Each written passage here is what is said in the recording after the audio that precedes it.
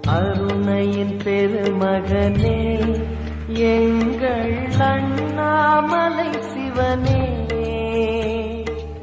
ஆடிய பாதத்தில் ஓரிடம் வேண்டும், ஆடிய பாதத்தில் ஓரிடம் வேண்டும்.